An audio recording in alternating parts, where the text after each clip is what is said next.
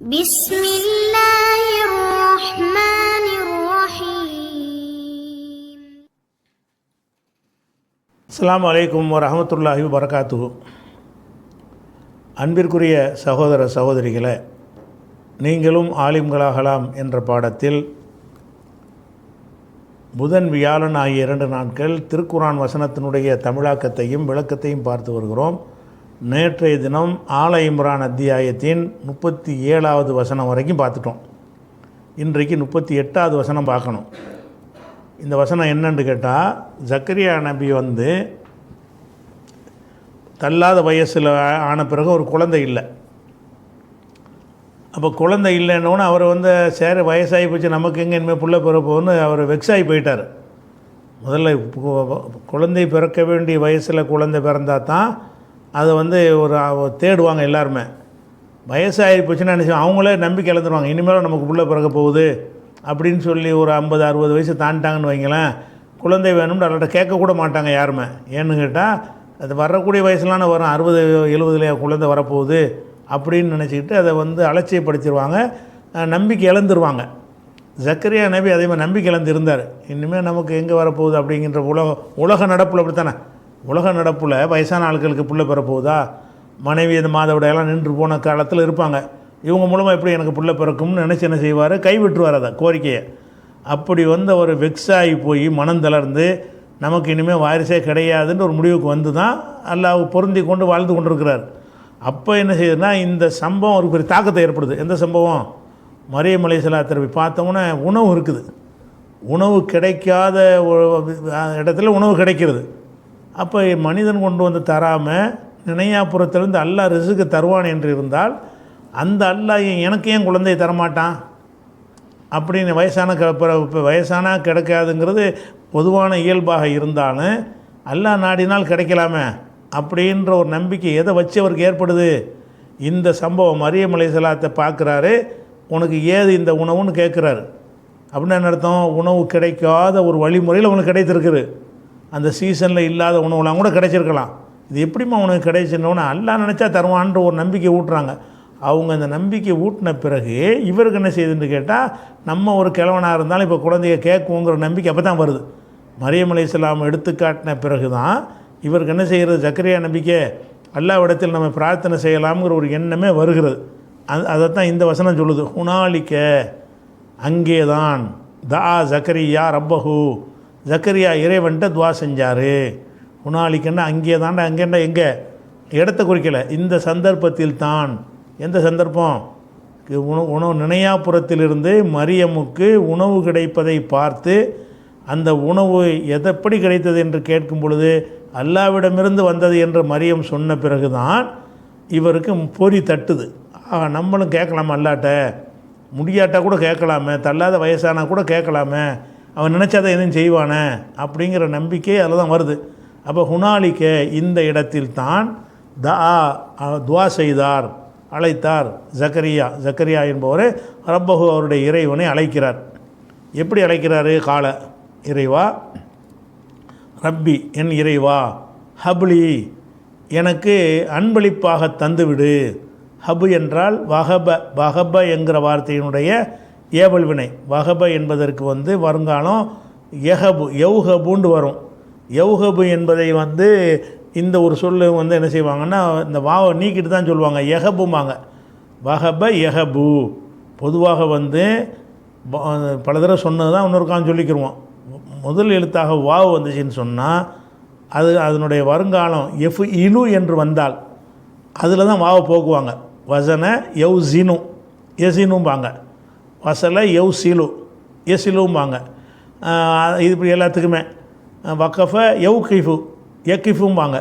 அப்போ வசன எசினு, வசல எசிலு, வசஃப எசிஃபு இப்படிங்கிறது வந்தால் என்ன செஞ்சிடறேன், அந்த எவ்வுன்னு அந்த வாவு இருக்குல்ல, அந்த வாவை போக்கிடுவாங்க. எஃப் அலு என்று வந்துச்சுன்னு சொன்னால் வாவை போக்க மாட்டாங்க. சில வார்த்தை விதிவிலக்காக போக்கவும் செய்வாங்க. அந்த விதிவிலக்கு உள்ளது வஹப ஒன்று. வஹபவுடைய வருங்காலம் எவ் ஹிபுண்டு வரல, எவ் ஹபுண்டு தான் வருது. எவ் ஹபுண்டு வந்தால் வாவை வச்சு தான் சொல்லணும். எஹபுண்டு தான், எஹபுண்டு வரக்கூடாது, எவ் ஹபுண்டே சொல்லணும். எவ் ஹிபுண்டு வந்தால் தான் என்ன எஹிபுண்டு நம்ம சொல்லணும். ஆனால் இந்த வஹப என்பது விதிவிலக்காக வந்து உள்ள ஒரு சொல். இதுக்கு மட்டும் என்ன செய்கிறாங்கன்னா, இது எஃப்அலுல உள்ள எஃப்அலுன்னு இருந்தால் கூட இதுலேயும் வாவை நீக்கிடுவாங்க. இது இந்த சொல்லு மாதிரி சில சொற்களுக்கு ஸ்பெஷல் சட்டம் அப்படின்னு பல தடவை உங்களுக்கு சொல்லியாச்சு. அதன் அடிப்படையில் தான் வஹபாவுடைய வருங்காலம் எஹபு, எவ்ஹபுண்டு வரும், எஹபுண்டு ஆயிரும். எஹபுல இருந்து அமர் எடுத்தோம்னா ஹப், இந்த ஏயை போக்கிட்டோம்னா ஹப், அன்பளிப்பாக கொடு. வஹப என்றால் அன்பளிப்பாக கொடுத்தான், ஹப் என்றால் அன்பளிப்பாக கொடுப்பாயாக, ஏவல் வினை. ரப்பி என் இறைவா, ஹபுலி எனக்கு அன்பளிப்பாக தருவாயாக, மின் லதுன்க உன்னிடமிருந்து, உன் புறத்திலிருந்து. ஏற்கனவே சொல்லிட்டு அந்த லதுன் என்பது வந்து ஒரு அலங்கார சொல். இந்த லதுன் இல்லாட்டாலும் அந்த அர்த்தம் வந்துடும். மின்கண்டாலும் அந்த அர்த்தம் வந்துடும், மின் லதுன்கண்டாலும் அந்த அர்த்தம் வந்துடும். ஒரு அலங்காரத்துக்காக இந்த லதுன்கிற வார்த்தையை என்ன செய்வாங்க, சேர்ப்பாங்க. லதுன் இந்தங்கிற வார்த்தையெல்லாம் சேர்ப்பாங்க. மின் லதுன்க உன் புறத்திலிருந்து எனக்கு அன்பளிப்பாக தருவாயாக, துர்ரியத்தன் ஒரு சந்ததியை, தையிபத்தன் தூய்மையான சந்ததி, நல்ல பிள்ளையாக தரணும். பிள்ளைங்கிற பேரில் தருதலை தந்துடக்கூடாதுல்ல. துர்ரியத்தன் ஒரு சந்ததியை தருவாயாக, தையிபத்தன் தூய்மையான ஒரு பரிசுத்தமான ஒரு சந்ததியை தருவாயாக, இன்னக்க நீ சமீஉ துவா துவாவை செவியேற்பவன் அப்படின்னு சொல்லிட்டு அல்லாட்ட துவா செய்கிறார். நம்பிக்கை வந்துருச்சு. நம்ம தள்ளாத வயசாக இருந்தாலும் இப்போவும் அல்லா நினச்சா தருவான். மரியமுக்கு ஸ்பெஷலாக சாப்பாடு கொடுக்குற இறைவன் நமக்கு ஒரு பிள்ளையை தரமாட்டான்னு நினச்சி அவர் கேட்குறார். நீ துவாவை ஏற்றுக்கொள்ளக்கூடியன்னு கேட்ட உடனே அல்ல ஏற்றுக்கினான். ஃபனாதத்துகுல் மலாயிகத்து வானவர்கள் அவரை அழைத்தார்கள். மலக்குமாரெலாம் கூப்பிட்றாங்க. ஒஹுவ காய்முன் யுஸல்லிஃபில் மெஹராப், மெஹராபில் அந்த தொழும் திசையில் வந்து அவர் தொழுது கொண்டிருக்கும் பொழுது, தொழுகைக்காக நின்று கொண்டிருக்கும் பொழுது மலக்குமாரெல்லாம் கூப்பிட்றாங்க.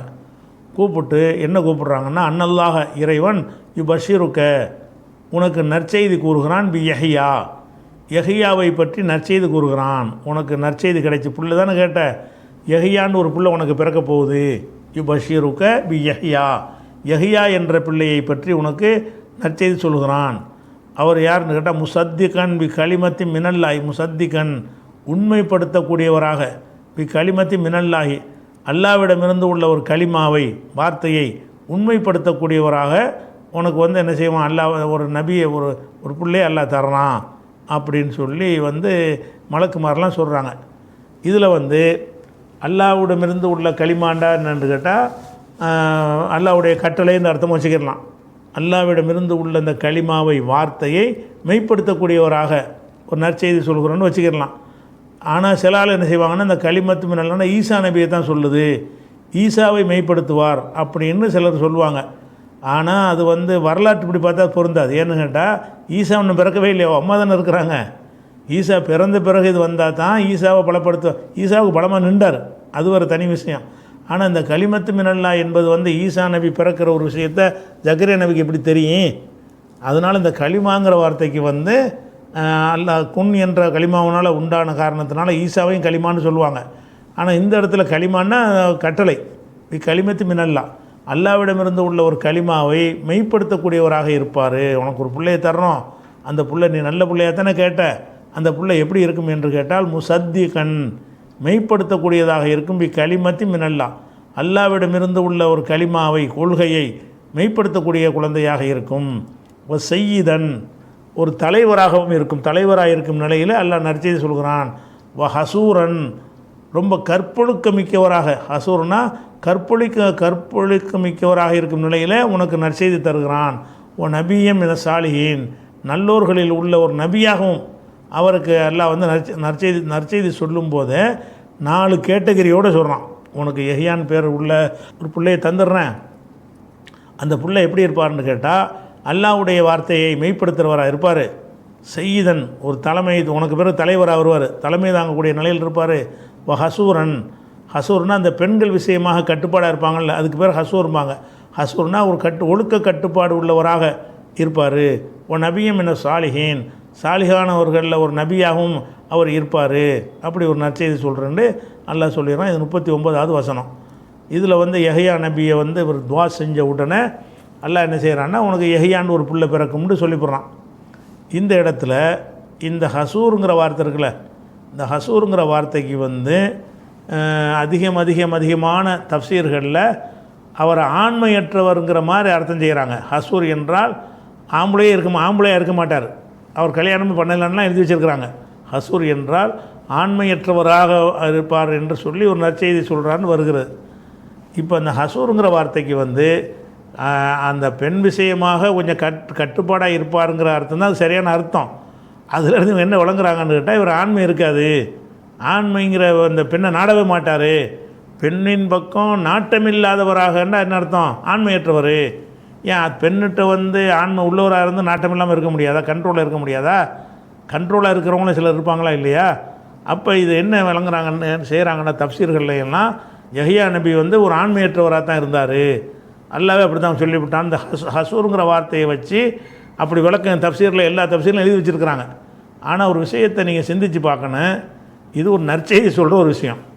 நற்செய்தி சொல்கிற விஷயங்கள்லாம் நல்ல ஒரு தன்மையை சொல்லித்தான் நற்செய்தி சொல்லுவாங்க. உன் பிள்ளை தருதலையாக இருப்பான் என்று நற்செய்தி சொல்லணும்னு சொல்லுவாங்களா? பிள்ளைக்கு நற்செய்தி சொல்வதாக இருந்தால் ஒழுக்கமான பிள்ளையாக இருக்கும் நற்செய்தி சொல்லலாம். ஒழுக்கங்கட்ட கேடுகட்டவனாக இருக்கும் நிலையில் உனக்கு ஒரு பிள்ளையை தருவேன்னு சொல்ல முடியுமா? சொல்ல முடியாது. அதே மாதிரி வந்து ஒரு ஆம்பளைன்னா ஆம்பளையாக இருந்தால் தான் அது நல்ல விஷயம். ஆம்பளை இல்லாமல் இருந்த ஆம்பளை பிள்ளை பிறந்தால் அது என்னதுக்குண்ணே?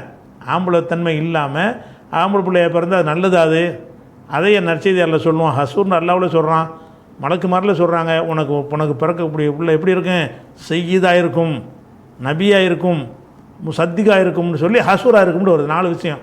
முசத்திக்காக இருக்கும், செய்யீதாக இருக்கும், நபியாக இருக்கும், அடுத்து ஹசூராக இருக்கும்னு வருது. அப்போ இந்த 3மே வந்து பாராட்டுக்குரிய விஷயங்கள். நபியாக இருத்தல் என்பது ஒரு வரவேற்கத்தக்க ஒரு விஷயம். செய்யீதாக இருப்பது என்பது, தலைவராக இருக்கிறது என்பது அதுவும் வரவேற்கத்தக்க ஒரு விஷயம். அதே மாதிரி அல்லாஹ்வுடைய வார்த்தைகளை மெய்ப்படுத்துவது என்பது வரவேற்கத்தக்க ஒரு விஷயம். பாக்கியங்கள் அதெல்லாம். அதே மாதிரி ஹசூர் என்பதும் பாக்கியமாக தானே இருக்கணும். இவங்க சொன்ன அர்த்த பிரகாரம் பாக்கியம் இல்லாமல் போகுது. எல்லாம் இருந்தாலும் அவர் வந்து பொட்டையாக இருப்பார்னா என்ன அர்த்தம்? இது அல்லாஹ் ஒரு நற்செய்தி சொல்கிற ஒரு விஷயமா? அப்படி இருந்தால் கூட அதை சொல்லியா காட்டுவாங்க? ஒரு பேச்சுக்கு சொல்கிறேன். அப்படியே இருந்தால் கூட உனக்கு ஒரு பிள்ளையை தரப்போகிறோன்னு சொல்லி நற்செய்தின்னு வார்த்தை வருது. நற்செய்தின்னு வர்றதா இருந்தால் என்ன செய்யணும்? அதில் உள்ள அம்புட்டு விஷயம் நல்லதாக இருக்கணும். நல்லதாக இருக்கிறதுன்னு சொன்னால் ஆண்மையற்றவர் என்பது நல்லதா? ஆண்மையாக இருந்தும் கட்டுப்பாடாக இருப்பார் நல்லதா? ஆண்மையற்றவர்னா கெட்டது. அது ஆண்மை இருக்கும் ஆனால் கண்ட்ரோலாக இருப்பார் என்பது அது புகழுக்குரிய தன்மை. அப்போ அந்த ஹசூர் என்பதற்கு வந்து ஆண்மையற்றவர்ன்ற அனைவரும் தப்சீரில் சொல்லி வச்சுருந்தாலும் சரி, அவங்க வந்து வார்த்தையை வச்சு விளையாடுறாங்க. வார்த்தை ஹசூருக்கு அந்த அர்த்தம் இருக்குல்ல அப்படிங்கிறாங்களே தவிர, இது எந்த இடத்துல வந்திருக்குது, இதை யார் சொல்கிறா, எந்த கான்செப்டில் இது பேசப்படுதுன்னு சிந்திச்சு பார்த்தாங்கன்னா, இது ஒரு இன்னும் சொல்லப்போனால் நபின்றாலும் ஒரு ஆண்மை இருந்தால் தானங்க. இன்னும் சொல்லப்போனால் அல்லாஹ் குர்ஆனில் சொல்கிறான், உமக்கு முன்னாடி உள்ள எல்லா நபிமார்களுக்கும் ஒஜால்நாளகும் அசுவாஜம் துர்ரியா, எல்லா நபிமார்களுக்கும் மனைவிமார்களையும் சந்ததிகளையும் ஏற்படுத்தணுங்கிறான். அதில் இவரும் வருவார்ல. உமக்கு முன் அனுப்பப்பட்ட எந்த நபியாக இருந்தாலும் எல்லா நபிக்கும் பொண்டாட்டி இருந்துச்சுங்கிறான் அல்லாஹ். நீங்கள் ஆண்மையற்றவர்னா பொண்டாட்டி இல்லைங்கிறீங்க. எல்லா நபிக்கும்னு அல்லாஹ் சொல்கிறானே. எந்த நபி அனுப்புனாலும் அவருக்கு என்ன இருக்குங்க? அவர் ஆண்மை உள்ளவராக மனைவியோடு இருப்பார். மக்களோட சந்ததி இல்லாமல் யாருமே விடவே இல்லை. எந்த நபியுமே தள்ளாத வயசுலையாச்சும் கொடுத்துருவான்ல குழந்தைய. அப்போ நபியாக இருந்தாலேயே உமக்கு முன்னர் அனுப்பப்பட்ட நபிமார்களுக்கு ஜஅல்நாலஹும் அஸ்வாஜம் துர்ரியா, அவர்களுக்கு மனைவிமார்களையும் அவங்களோட புள்ள குட்டிகளையும் ஏற்படுத்தி இருந்தோம் நல்லா சொல்கிறதுனால இவருக்கு மனைவி புள்ள குட்டிலாம் இருந்துச்சுன்னு தான் அதிலேருந்து வழங்குறது. அப்படி இருந்தால் ஹசூருக்கு அந்த அர்த்தம் கொடுக்கலாமா? ஹசூர்னு ஆண்மையற்றவர்னு அர்த்தம் கொடுத்தீங்கன்னா இப்படி பொண்டாட்டி இருக்காதுல்ல. ஆண்மையற்றவர்னு அர்த்தம் வந்து அவர் சந்ததி இருக்காது தானே. சந்ததி இன்னும் சொல்ல போனால் சந்ததியற்றவர்னு வந்துச்சுன்னு சொன்னாலேயே அது ஒரு மனிதனுக்கு அவனுடைய பேர் தலையை தொங்க தானுங்க ஆசைப்படுவான். ஒரு பிள்ளை எதுக்கு கேட்டார்? நமக்கு பிறகு நம்ம பிள்ளைக்கு பிறகு பிள்ளைக்கு பிறகு புள்ளன்ட்டு ஒரு வாழாடி வாழையாக வர்றதை ஆசைப்பட்டு தானே பிள்ளையை கேட்குறாரு. இவர் ஆண்மையற்றவன் ஆகிட்ட இதில் ஃபினிஷ் ஆயிருமே. இவர் ஆண்மையற்றவர்னு கொடுத்துட்டீங்கன்னா இவர் கல்யாணம் பண்ண மாட்டார், பிள்ளையும் பெற மாட்டார். ஜக்கரியா நபியுடைய சந்ததி கம்ப்ளீட்டாக இவரோட ஃபினிஷ் ஆகி போயிடும். இதையும் அவர் கேட்டார், இதையும் எல்லாம் பாக்கியமாக சொல்லி காட்டுவான். இப்படி சிந்திச்சு பார்த்தாலும் அர்த்தம் செய்வாங்களா? இந்த மாதிரி சிந்திச்சு பார்த்தா கூட ஹசூர் என்கிற வார்த்தைக்கு ஆண்மையற்றவர்னு செய்ய முடியுமா? செய்ய முடியாது. எந்தெந்த தப்சீரில் என்னென்ன சொல்லியிருக்காங்கன்னு இது ஒரு கேள்வியாக வந்து விரிவாக ஆன்லைனில் விளக்கம் சொல்லியிருக்கிறோம். அது தனி. இப்போதைக்கு உள்ளது என்னென்னு கேட்டால், ஹசூர் என்ற வார்த்தைக்கு ஆண்மையற்றவர் என்பதற்கும் சொல்லுவார்கள், ஆண்மை இருந்தும் கண்ட்ரோலாக இருக்கிறவருக்கும் சொல்லுவார்கள். இது எது பொருத்தம்? இந்த இடத்துல எது பொருத்தம்? ஆண்மையற்றவருங்கிற அர்த்தம் பொருத்தம் கிடையாது பல காரணங்களால். ஒன்று வந்து இது ஒரு நற்செய்தி, நற்பாக்கியத்தை சொல்லக்கூடிய இடம். நற்பாக்கியம் சொல்லக்கூடிய விஷயங்கள்லாம் பாக்கியமான விஷயங்களாக தான் இருக்கணும். துர்பாக்கியமான விஷயங்கள் அதில் வரக்கூடாது. அப்போ ஹசூர் என்பதற்கு நீங்கள் கொடுத்த அர்த்தம் வச்சுக்கலன்னா துர்பாக்கியம் அது. கட்டுப்பாடு மிக்கவர்னா நற்பாக்கியம் அது. அப்போ அல்லாஹ் ஒரு நற்செய்தி சொல்கிற விஷயத்தினால நான் ஒழுக்க கட்டுப்பாடோடு இருப்பார்னு அர்த்தம் செய்யணுமே தவிர அவர் வந்து இப்போ பெண்கள் பக்கம் நாட்டம் இல்லாதவராக இருப்பார்னு அந்த அர்த்தத்தை வைத்து ஆண்மையற்றவராக இருப்பார்னு வச்சிங்கன்னா அது ஒன்று ஆகுது. ரெண்டாவது என்னென்னு கேட்டால் அவருக்கு வாரிசே இல்லாமல் போயிடும் ஈசா ஜக்கரியா நபிக்கு. இப்போ ஆண்மையற்றவராக இருந்தார்னா அது மாற்றமாக இருக்குது. மூணாவது என்னென்னு கேட்டால் எல்லா நபிமார்களுக்கும் மனைவி மக்களை ஏற்படுத்தி இருக்கோம்ன்ற எல்லாம் சொல்லி காட்டுறான், அதுக்கு மாற்றமாக இருக்குது. அதனால் ஹசூர் என்பதற்கு அர்த்தம் என்னென்னு கேட்டால் ஒரு கண்ட்ரோலாக இருக்கிறவர், ஒழுக்க கட்டுப்பாடு மிக்கவர். திருப்பி ஒருக்கா பாருங்கள், அன்னல்லாஹ பஷீருக்க மாணவர்கள் வந்து ஜக்கரியா நபியை நோக்கி பேசுகிறாங்க. அன்னல்லாஹ இறைவன் பஷீருக்க உமக்கு நற்செய்தி கூறுகிறான். இது நற்செய்தி நல்லா விளங்கிக்கணும், துர்ச்செய்தி கிடையாது. பி யஹ்யாவை பற்றி நற்செய்தி சொல்கிறான். யஹ்யா என்ன செய்வார்னா முசத்திகம் பி கலிமத்தி மினல்லா, அல்லாவிடமிருந்து உள்ள வார்த்தையை கட்டளையை மெய்ப்படுத்துவார். அல்லாஹ் சொன்ன விஷயத்தை உண்மைப்படுத்துவார். ஒரு செய்தன் தலைவராக இருக்கும் நிலையில் தலைமை தாங்குவார். தலைமைத்துவம், நிர்வாக திறமை, அந்த மாதிரி தகுதிகள்லாம் மற்ற இருக்கும். ஒரு செய்தன் தலைவராக இருக்கும் நிலையிலே, ஓ ஹசூரன் ஒரு ஒழுக்க கட்டுப்பாடு மிக்கவராக இருக்கும் நிலையில், ஓ நபியன் நபியாக இருக்கும் நிலையில் உமக்கு வந்து நற்செய்தி சொல்லுகிறான் அப்படின்னு சொல்லிட்டு என்ன செய்கிறான், அல்லாஹ் வந்து செய்கிறான். இன்னும் சொல்ல போனால் இவரை வந்து பிறந்த உடனே இல்லை நபியாக்கி விட்டான். ஒழுங்குதாக நபியை பிறக்கும்போதே யா யஹ்யா ஹுதில் கிதாபை கூவா, யஹ்யாவே இந்த கிதாபை பலமாக பிடித்து கொண்டு வார்த்தையினாகுல் ஹுகும சபியா, சிறுவராக இருக்கும் பொழுதே அவருக்கு ஞானத்தை கொடுத்துட்டோம், நுபுவத்தை கொடுத்துட்டோம்னு எல்லாம் சொல்லி காட்டுறான். அந்த மாதிரி ஒரு தகுதிமிக்க ஒரு நபியாக யஹ்யா நபி இருந்தார்களே தவிர ஆண்மையற்றவர்களாக இருக்க கிடையாதுங்கிறது அது விளங்கிக்கணும். இது வந்து நற்செய்தி சொல்லியாச்சா. நற்செய்தி சொன்னவுடனே இவர் தான் கேட்டார், அல்லாஹ் நாடுனா தருவான்னு நம்பி தான் கேட்டார். தருவேன்னு சொன்னவுடனே அது எப்படி எனக்கு புள்ள வரும்னு கேட்குறாரு. ஒன்று சொல்லிவிட்டு நற்செய்தி சொன்னோன்னு என்ன செய்கிறாரு, அதில் டவுட் வருது அவருக்கு. ஜக்கரியா நபி சொல்கிறார், ரப்பி இறைவா அன்னா யகுனுலி குலாமுன், எனக்கு எப்படி குழந்தை பிறக்கும், ஆகும். அன்னா யகுன்னா எப்படி ஆகும், லீ எனக்கு குலாமுன் குழந்தை எப்படி ஆகும் என்றால் பிறக்கும்னு அர்த்தம். அன்னா யகுனுலி குலாமுன் எனக்கு எப்படி குழந்தை பிறக்கும், கது பலகனியல் கிபரு என்னை முதுமை அடைந்து விட்டது, நான் கிழட்டு பயலாக இருக்கிறேங்கிறாரு. கது பலகனி அல் கிபரு, கிபருண்டா பெருமை, பேக்கு சுக்குன்னு வச்சா பெருமை, கிபருன்னு ஃபத்தக வச்சேன்னா முதுமை வயசு. கது பலகனி என்னை அடைந்து விட்டதில் கிபரு முதுமை எனக்கு அடைந்து விட்டது, முதுமையான ஒரு கிழட்டுத்தன்மை வந்து விட்டது. வம்ராத்தி எனது மனைவி ஆக்கிருன் மலடியாக பிள்ளை பேர் அற்றவளாக இருக்கிறாள், என் மனைவியும் பிள்ளை பேர் இல்லாமல் இருக்கிறாள், அதாவது மாதவிடாயெல்லாம் நின்று போச்சுன்ற அர்த்தத்தில் சொல்கிறார். வம்ராத்தி ஆக்கிருன் என் மனைவியும் பிள்ளை பேர் இல்லாதவளாக இருக்கிறாள், நானும் வந்து முதுமை அடைஞ்சிட்டேன், எனக்கு எப்படி வந்து குழந்தை பிறக்கும் அப்படின்னு ஒரு கேட்குறாரு. நற்செய்தி சொன்ன பிறகு அவர் நம்பிக்கை வரமாட்டேங்குது, இப்போ எனக்கு எப்படி வரும், நானே தள்ள. அப்போ ஏன் கேட்டார் இவர், எதுக்கு துவா செஞ்சாருன்னா நடக்கும்னு நம்பி தானே துவா செஞ்சார், துவா ஏற்றுக்கிட்டு தான் நல்லா நற்செய்தி சொல்கிறான். சொன்னதுக்கு பிறகு என்ன செய்யணும் டவுட் வருது, எனக்கு எப்படி வரும், என் மனைவியும் சரியில்லை, ஏதாவது குழந்தை வானத்துலேருந்து இறக்கி தருவான் அப்படின்னு நினச்சிட்டார் போல இருக்குது. குழந்தை வரும்னு சொன்னால் வானத்துலேருந்து குழந்தை மாதிரி இறங்குமா என்ன விளங்கலேன்னு கேட்குறாரு அவர். எனக்கே முதுமை ஏற்பட்டுருச்சு, என் மனைவியும் ஒரு மலடியாக இருக்கிறாள், பிள்ளை பேர் அற்றவளாக இருக்கிறாள், அதனால் எனக்கு எப்படி குழந்தை பிறக்கும் அப்படின்னு கேட்பார். கேட்ட உடனே அல்லாஹ் சொல்லுவான், கதாலிக்க அப்படி தான், எப்படின்லாம் கேட்காத, நான் வந்து ஆகுண்டு ஆகிடப்போகுது உனக்குதா, நீ கிளம்புங்கிறது நெசந்தான், உன் மனைவி மலடியாக இருக்குது அதுவும் நெசந்தான், ஆனாலும் ஆகும், நான் வந்து ஆகுன்னு சொல்லிட்டு ஆயிரும். கதாலிக்க அப்படித்தான், அல்லாஹு எஃபாலு மாயஷா அல்லாஹ் நாடியதை செய்வான். அல்லாஹ்வுடைய தனி ஸ்பெஷல் தன்மை என்னென்னு கேட்டால் ஃபஆலுன் லிமா யுரீத் நினைத்ததை முடிப்பவன்.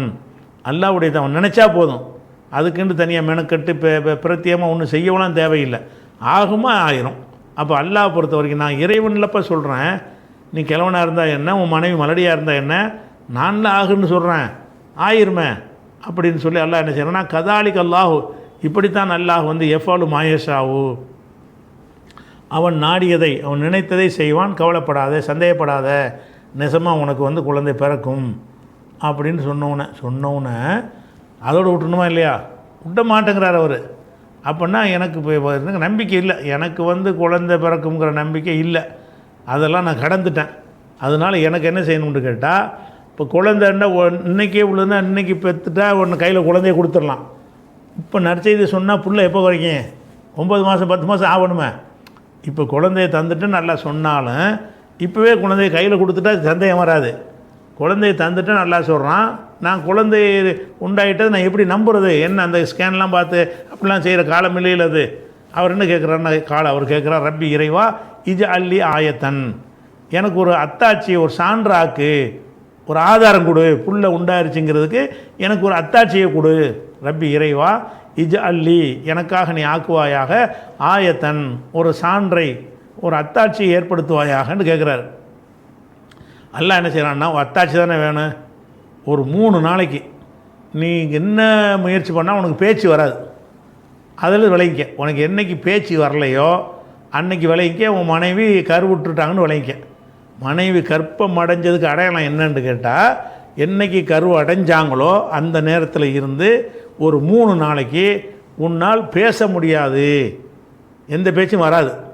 அல்லாஹ் சொல்கிறான், ஆயத்துக்க, உனக்குரிய அத்தாட்சி, அல்லா து கல்லிமன் நாச, நீ மக்களிடத்தில் நீ பேசாமல் இருப்பது, சலாசத்த ஐயாமின், 3 நாட்கள் மக்களிடத்தில் நீ பேசாமல் இருப்பது தான் உமக்குரிய அடையாளம். அடையாளம் தான் கேட்குற. உனக்கு எப்போ வாய் பேச முடியலையோ அப்போ விளங்கிக்க, உன் மனைவி கருவுற்று விட்டார். நீங்கள் 2 பேரும் தாம்பத்தில் ஈடுபட்டு என்னைக்கு கரு உண்டாகுதோ அன்னைக்கு எல்லாம் வாய்க்கு சீல் வச்சிடுறான். இவருக்கு 3 நாளைக்கு தொடர்ந்து சீல் வச்சா ஊமையாக போயிடுவார். 3 நாளைக்கு டெம்பரவரியாக. அல்லா து கல்லிமன் நாச, மக்களிடத்தில் நீ பேச மாட்டாய், சலாசத்து ஐயாமின், 3 நாட்களுக்கு நீ பேச மாட்டாய், இல்லா ரம்சன், ரம்சன்னா சைகையால் தவிர, சைகை பண்ணுறது இருக்குல்ல, இப்படிங்கிறது போங்கிறது இப்படிங்கிறது தண்ணி இப்படி பேசுவேன். என்ன பேசுவாய்? பேச்சு தான் போயிருமே தவிர நாவுனால் பேச முடியாத தவிர, இல்லா ரம்சன், ஒரு சைகை மூலமாக தவிர நீ மக்கள்கிட்ட ஒரு 3 நாளைக்கு பேச மாட்டாய். 3 நாள் முடிஞ்ச பிறகு வழக்கம் போல் பேசுவாய். அவள் பேச நினைச்சாலும் பேச்சு வராமல் ஆக்கிடுவான். அதுலேருந்து என்ன விளங்கிடுவார், நம்ம மனைவி கருவுற்று விட்டாள், இன்னொரு 10 மாதத்தில் குழந்தையை பெற்று விடுவாள் அப்படின்னு விளங்கிடுவார். அதுக்கு ஒரு அத்தாட்சியை கேட்குறார். அத்தாட்சி என்னென்னு கேட்டால், உனக்கு பேச முடியாது. அல்லாஹ் சொல்கிறான், ஆயத்துக்க, உனக்குரிய அத்தாட்சி வந்து அல்லா து கல்லிமன் நாச, மனிதத்தில் நீ பேசாமல், அல்லாங்கிறது அன் ப்ளஸ் லா, அல்லான்னு இப்படி சேர்த்து போட்டிருக்கிறாங்க. உண்மையில் அதனுடைய வடிவம் என்னென்னு கேட்டால், அன்புடும்ல மஸ்தர் ஆக்குறான், அன்னு லா வந்து எதிர்மறை லா இருக்குதுல்ல, அது 2 சேர்ந்தது தான். 2 இணைச்சி நினைச்சிட்டாங்க, அல்லான்னு போட்டாங்க. அல்லான்னு சொன்னால் அன் லா து கல்லிமன் நாச, மனிதர்கள்ட்ட நீ பேசாமல் இருப்பதாகும். அன் வந்து மஸ்தர் ஆக்கிறான், நீ பேசாமல் இருப்பது, சலாசத்த ஐயாமின், 3 நாட்கள் பேசாமல் இருப்பது, இல்லா ரம்சன், சைகையாகவே தவிர, சாடமாடையாகவே தவிர நீ பேசாமல் இருப்பாய், இதுதான் அடையாளம்.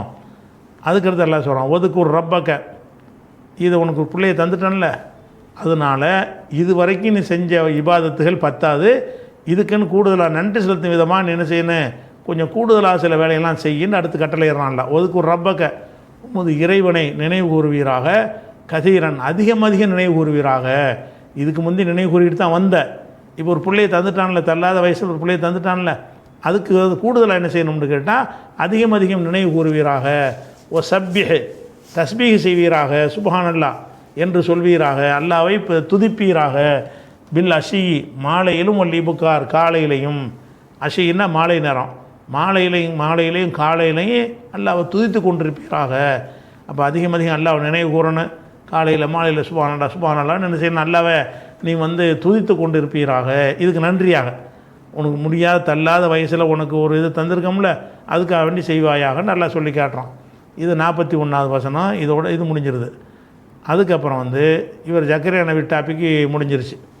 அதுக்கப்புறம் என்ன ஆகுதுன்னா, மரியம் அலைஹிஸ்ஸலாம் டாபிக் வருது. இது காலத்தில் மலாயிக்கத்து, மலக்குமார்கள் கூறியதை நினைவூட்டுவீராக மக்களுக்கு வந்து, நபியே இதுன்னா உதுக்குர்னு வச்சுக்கிறணும், உதுக்குர் நபியை நீங்கள் நினைவூட்டுவீர்களாக. காலத்தில் மலாயிக்கத்து, மலக்குமார்கள் கூறியதை நினைவூட்டுவீர்களாக. மலக்குமார்கள் யார்கிட்ட கூறுறாங்கன்னா, மரியம்கிட்ட போய் கூறுறாங்க, யா மரியமே, இன்னல்லாக இறைவன், இஸ்தஃபாக்கி உன்னை தேர்ந்தெடுத்து விட்டான், ஓ தஹரக்கி உன்னை தூய்மையாக ஆக்கி விட்டான், ஒஸ்தஃபாக்கி அலா நிசாயில் ஆலமீன் அகிலத்து பெண்களை விட உன்னை தேர்ந்தெடுத்து விட்டான். மரியம்கிட்ட சொல்கிறாங்க, மலக்குமாரெலாம் வந்து உங்கள் அம்மா வந்து பள்ளிவாசலுக்கு உன்னை நேர்ச்சி பண்ணி விட்டுட்டாங்க, நீங்கள் இருக்கிற உனக்கு தேவையான ரிஸ்க்கெலாம் தர்றோம், இப்போ ஒரு செய்தியை சொல்கிறதுக்கு வந்திருக்கிறோன்னு சொல்லிட்டு உலகத்தில் இருக்கிற அத்தனை மக்களை விடவும் பெண்கள்னு எடுத்துக்கிட்டிங்கன்னா உலகத்தில் உள்ள ஆதம் அலைஹிஸ்ஸலாத்தில் இருந்து கியாம நாள் வரைக்கும் எத்தனை பெண்கள் படைக்கப்பட்டார்களோ அம்புட்டு பேர்லையும் இடம் மரியமுக்கு தான். ஏன்னா அவர் தான் வருது, யா மரியமே இன்னல்லாக இறைவன் இஸ்தஃபாக்கி உன்னை தேர்ந்தெடுத்து கொண்டான், தஹரக்கி உன்னை தூய்மையாக்கி விட்டான். தேர்ந்தெடுத்துட்டான்டா அதுக்கு விளக்கம் சொல்கிறாங்க. ஒஸ்தஃபாக்கி அலா நிசாயில் ஆலமீன், அகிலத்து பெண்களை விட அகிலத்தில் உள்ள அத்தனை பெண்களை விடவும் உன்னை வந்து தேர்ந்தெடுத்து கொண்டான் அப்படின்னு மரியம்கிட்ட சொல்கிறாங்க. இது 42வது வசனம். அதுக்கடுத்து சொல்கிறாங்க, யா மரியமே உக்குனுத்தீலி ரப்பிகி, உமது இறைவனுக்கு நீ கட்டுப்பட்டு நட, வஸ்ஜுதி சஜிதா செய்யி, ஒர்கை மாறாக்கியின் ருக்கு செய்வரோடு சேர்ந்து நீ ருக்கு செய்ய ஜமாத்துலகை காட்டுற மாதிரி ஒரு கையின் ருக்கு செய்வாயாக மாறாக்கியின் ருக்கு செய்பவர்களோடு ருக்கு செய்வாயாகன்னு சொன்னால் அதை தனிப்பட்டு செய்யாமல் கூட்டத்தோடு சேர்ந்து வணங்குறத சொல்கிறது. அப்போ மரியமுக்கு என்ன சொல்கிறான்னு கேட்டால், மரியமே நீ சாதாரண நிலையில் இல்லை, உன்னை உயர்ந்த இடத்துல எல்லாம் வச்சுருக்கிறான், உன்னை தேர்ந்தெடுத்து கொண்டான், அதனால் என்ன செய்யணும், இறைவனுக்கு நிறைய வணக்க வழிபாடுகள்லாம் செய்ய. யா மரியமே உக்குனுத்துலி ரப்பிக்கு, உன் இறைவனை கணத்தை என்றால் அதாவது எங்கெல்லாம் கணத்தை குணூத்துன்னு வருதோ எல்லாமே கட்டுப்படுதலுங்கிற அர்த்தத்தெல்லாம் குரானில் குல்லு குனூத்தின் ஃபில் குரானில் குனூத்துன்னு வரக்கூடிய அனைத்துமே கட்டுப்படுதல் தான் என்று இப்னு அப்பாஸ் போன்ற சஹாபாக்கள் சொல்லியிருக்கிறாங்க. கணத்துக்கு அந்த அர்த்தம் இருக்கிறது. யா மரியமே உக்குனுத்துலி ரப்பிக்கு, உமது இறைவனுக்கு நீ கட்டுப்பட்டு நடப்பாயாக, வஸ்ஜுதி நீ சஜிதா செய்வாயாக, வர்கை ருக்கு செய்வாயாக, ராக்கியின் ருக்கு செய்கிற மக்களோடு சேர்ந்து ருக்கு செய்வாயாகன்னு சொல்லி மரியமுக்கு சொன்னோம்னு அது முடிச்சுட்டான். அதுக்கடுத்து இப்போ நபிகள் நாயகத்திட்ட வர்றான்ல, நபிகிட்ட சொல்கிறான், தாலிக்க இதுன்னா இந்த செய்தி, தாலிக்கன்னா இந்த கூறப்பட்ட விவரம், தாலிக்கன்னா அல் மதுக்கூறு சற்று முன் கூறப்பட்ட விஷயங்கள் வந்து மின் அன்பாயில் கைபி மறைவான செய்திகளில் உள்ளவை. நப என்றால் செய்தி, நபவுன் என்கிற வார்த்தைக்கு அர்த்தம் செய்தின்னு அர்த்தம். நப என்ற வார்த்தைக்கு பன்மை வந்து அன்பாவுன், ஹபர்னாலும் செய்தி, அஹ்பாருன் செய்திகள், ஹபர் என்றாலும் செய்தி தான், நப என்றாலும் செய்தி தான். அம்மையத்த சாலூன் அனின் நபையில் அலீம்னு வருதுல, மகத்தான செய்தின்று அந்த நபகு தான். இன்னும் சொல்ல போனால் நபவில் இருந்தால் நபி கூட வர்றாரு, செய்தி அவர் அறிவிக்கிறதுனால நபிங்கிறதுல அறிவிப்பவர்னு அர்த்தம். அல்லாஹ்விட வந்து செய்தி வாங்கி அறிவிக்கிறார்ல, அந்த நபிக்கு கூட மூலம் வந்து இந்த சொல்லு தான். அப்போ அம்பா என்பது வந்து நபவுன் என்கிற வார்த்தையினுடைய பன்மை, ஆளுங்கிற முறையில் வரும்ல, அந்த மாதிரி வந்து ஹொல்முன் அஹ்லாமுன், கலமுன் அக்லாமுன், நபவுன் அன்பாவுன், அப்படி பன்மைகள் ஆளுங்கிற வசன்லையும் அதிகமான பன்மைகள் வரும். அப்போ தாலிக்கன்னா அல் மதுக்கூறு மேலே கூறப்பட்டவை தான் மின் அன்பாயில் கைபி மறைவான செய்திகளில் உள்ளது. ஏன்னு கேட்டால் இந்த மறைவான செய்திகள் சொல்கிறேன்னு கேட்டால், இது நீ முகமது உனக்கு தெரியுமா, வரலாற்றில் இதெல்லாம் இருக்குதா, நீ எங்கேயா பார்த்தியா, நான் தானே உனக்கு சொல்லித்தரேன், என் மூலமாக சொல்லப்படக்கூடிய மறைவான செய்தி. தாலிக்க மின் அம்பாயில் கைபி, இது மறைவான செய்திகள் உள்ளது. நூஹைஹி, இதனை உமக்கு நாம் அறிவிக்கிறோம், இலைக்க உமக்கு இதை நாம் அறிவிக்கிறோம். உமா குந்த, நபியை நீங்கள் இருக்கவில்லை, மா குந்தங்கிறது நபி, நபியை நீங்கள் இருக்கவில்லை, லதைகும் அவர்களிடத்தில் நீங்கள் இருக்கவில்லை. இது யுல்கூன அக்லாமகும், தங்களுடைய பேனாக்களை அவர்கள் போடும் பொழுது நீர் எதுக்கு போட்டாங்கன்னா, ஐயுகும் எக்குஃபுலு மரியமை யார் பொறுப்பேற்றுக்கொள்வது என்பதற்கு தங்கள் பேனாக்களை அவர்கள் போட்டார்களே, அப்போது நீ இருக்கவில்லை அப்படின்னு நல்லா சொல்லி காட்டுறான். அப்போ மரியம் அலைஹிஸ்ஸலாத்தை வந்து பள்ளிவாசலுக்குன்னு பைத்துல் முகத்தஸுக்கு நேர்ந்து விட்ட பிறகு, பருவ வயசுலான்னு அவங்க கொண்டாந்து விடுவாங்க, சின்ன பிள்ளைய விட மாட்டாங்க, விட்ட பிறகு யார் பொறுப்பேற்றுக்கிறது, அந்த மஸ்ஜிதை நிர்வகிப்பதற்கு நிறைய ஆட்கள்லாம் இருப்பாங்க. அதை நான் வளர்க்குறேன்ட்டு நிறைய பேர் முன் வருவாங்கள்ல, அந்த மாதிரி ஒரு போட்டி நடந்திருக்குது. அப்போ என்ன செய்கிறாங்கன்னு கேட்டால், ஒவ்வொருத்தரும் அவங்களுடைய பேனாக்கள் வச்சுருப்பாங்கல்ல, பேனா எல்லோரும் எழுத தெரிஞ்ச சமுதாயமாக அந்த யூத சமுதாயங்களில் இருந்தாங்க. ரசூலுல்லாஹ் சமுதாயம் மாதிரி உம்மிகளாக இருக்கலை, எழுத தெரிஞ்ச சமுதாயம் தான், எல்லார் கையிலையும் பேனா இருக்கும். எல்லோரும் என்ன செய்யணும்னா அவர் பேனாவை இதில் ஒரு கூடையில் போட்டுட்டு கையை விட்டு எடுக்கிறது. யாருடைய பேனா வருதோ அவர் தான் மரியமை பொறுப்பேற்றுக்குருவார். மரியமை வந்து யார் பொறுப்பேற்பது என்பதற்கு போட்டி வந்தால் அந்த போட்டிக்கு எதன் மூலம் தீர்வு காண முடியும்? ஒரு குழுக்கள் முறையிலான தீர்வு காண முடியும். அப்போ அந்த குழுக்களுக்கு என்ன செய்கிறாங்கன்னு கேட்டால், இந்த வாளியில் எல்லோரும் என்ன செய்யுங்க, உங்கள் பேனாக்களை போடுங்க, கையை கண்ணை மூடிட்டு ஒரு பேனாவை எடுங்க. அந்த பேனா யாருடையதோ அவர் தான் இந்த மரியமை வளர்ப்பார். மரியமுடைய நல்லது கெட்டதுக்கு பொறுப்பாளியாக இருக்கணும். அவர் தான் மரியமுக்கு என்ன கார்டியனாக அவர் தான் இருக்கணும்னு சொல்லி ஒரு வேலை செய்கிறாங்க. அந்த சம்பவம் நடக்கும்போது, நபியே நீ அங்கே இருக்கலை, நான் தான் உனக்கு சொல்லித்தர்றேன். உமா குந்த, நபியே நீங்கள் இருக்கவில்லை, லதையும் அவர்களிடத்தில் நீங்கள் இருக்கவில்லை. எப்போ இருக்கவில்லை?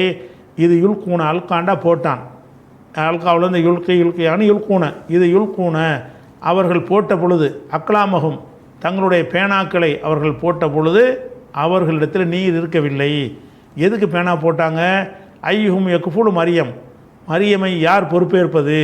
ஐயுகும் அவர்களில் யார் யக்குஃபுலு மரியமை பொறுப்பேற்றுக் கொள்வது என்பதற்காக பேனாக்களை போட்டார்கள் மட்டும் வருது, போட்டு ஒன்றை தேர்வு செஞ்சு எடுத்து அவரிடத்தில் அந்த பொறுப்பை கொடுத்தார்களே, அப்போது நீ இருக்க, அதெல்லாம் வச்சுக்கிறேன், அதெல்லாம் சொல்லப்படாது, நம்மளால் வழங்குறதான். அப்போ உமா குன்த லதைஹிம் அவர்களிடத்தில் நீ இருக்கவில்லை. இது யுல்கூன் அக்லாமகும் தங்கள் பேனாக்களை அவர்கள் போட்ட பொழுதும், ஐயுகும் யக்குஃபுலு மரியமை யார் பொறுப்பேற்பது என்பதற்காக வேண்டி அவர்கள் போட்டபோது நீ இருக்கவில்லை. உமா குன்த லதைஹிம் அவர்களிடத்தில் நீங்கள் இருக்கவில்லை. இது எஹ்தசிமோன் அவர்கள் வழக்காடி கொண்டிருக்கும் பொழுது, எனக்கு தான் உனக்கு தான், நான் தான் வளர்ப்பேன்ட்டு அவங்க என்ன செஞ்சாங்க, வழக்குரைத்து கொண்டிருந்தார்களே, அப்போதும் நீ இருக்கவில்லை. நான் தான் இந்த மறைவான செய்தியை உனக்கு சொல்லித்தர்றேன்னு சொல்லி ரசூலுல்லாவுக்கு இந்த செய்தியை சொல்கிறான். அப்போ மரியம் அலைஹிஸ்ஸலாத்தை எடுத்து யார் வளர்ப்பது என்பதற்கு பெரிய போட்டியே வந்திருக்குது. போட்டி வந்த காரணத்தினால தான் அந்த ஏன்னா அல்லாவால் நேர்ச்சி செய்யப்பட்ட ஒரு குழந்தைன்னு இருக்கிறதுனால, அது இம்ரான் முக்கியத்துவம் வாய்ந்த ஒரு ஆளாக இருந்ததுனால, அவருடைய பிள்ளைங்கிற ஒரு வகையில், அவருடைய இம்ரானுடைய பிள்ளைங்கிற வகையில் அப்படி இருக்கிறதுனால என்ன செய்கிறாங்கன்னா, நிறைய அவங்க போட்டிலாம் போட்டிருக்கிறாங்க. போட்டு கடைசியில் என்னதுன்னா, அந்த பேனாவை போட்டு இன்னார் தான். அப்போ ஜக்கரியா நபிக்கு அப்போ தான் பொறுப்பு வருது. அப்போ உமா குன்த லதைஹிம் அவரிடத்துல நீ இருக்கவில்லை. இது எஹ்தசிமூன் அவர்கள் வழக்குரைத்து கொண்டிருக்கும் போது நீங்கள் இருக்கவில்லை அப்படின்னு சொல்லி முடிச்சிடறான். இது ரசூலுல்லாஹ்வுக்கு சொன்ன விஷயம். இதனுடைய தொடர்ச்சி இன்ஷா அல்லாஹ் நம்ம நாளைக்கு பார்ப்போம்.